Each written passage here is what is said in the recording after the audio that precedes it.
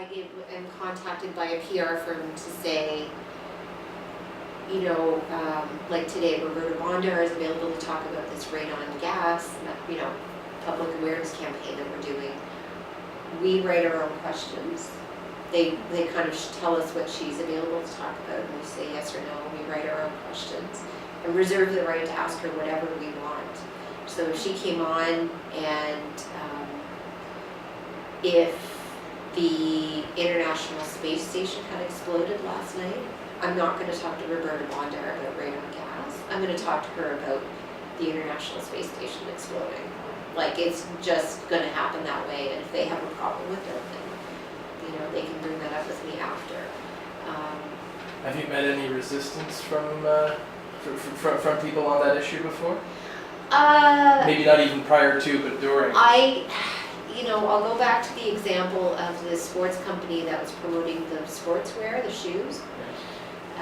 They had David Peltier, former Olympic figure skater, as part of their promotional campaign, which is always a bit of a dilemma because you kind of want the bit of star power, but you also know they've been given a message track. And I said no to them because I didn't have room, and I thought, well, David Peltier is not competing anymore. He hasn't competed in a while. Like, it was enough that I decided I didn't want to do the interview.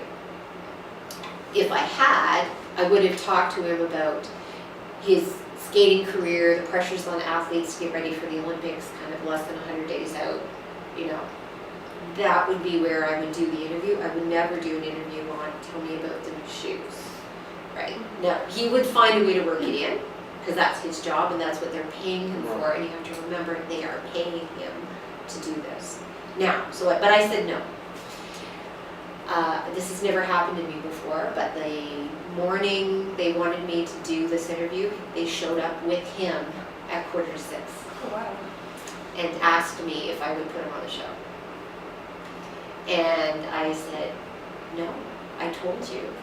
I don't have room in my show. I'm sorry. I'm sorry you got him up this early and brought him over, but I can't put him on my show.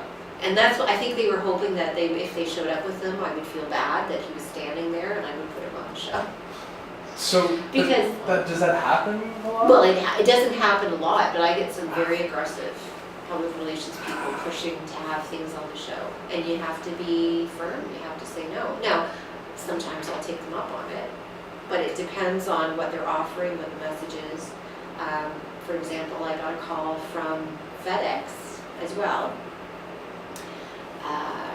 An email pitch from them saying our peak day is coming up, and we've all heard about peak days now with the growth or the explosion of online holiday shopping, how they're moving, and I've seen it every year. They move 10 million packages in a single day, right at their busiest day of the year. So they said,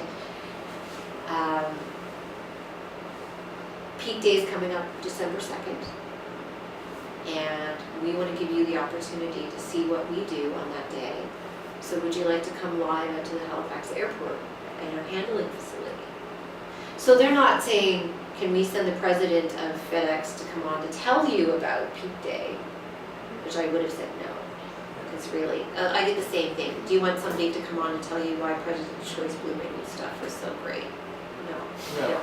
But because peak day is an event we've talked about in the past and people are familiar with, and everybody's online shopping these days, or most people are, and they've offered to open their doors for us. They've actually offered to let us right next to the airplanes to see the stuff being unloaded in the morning and then take us over to the facility and show all the machines going through.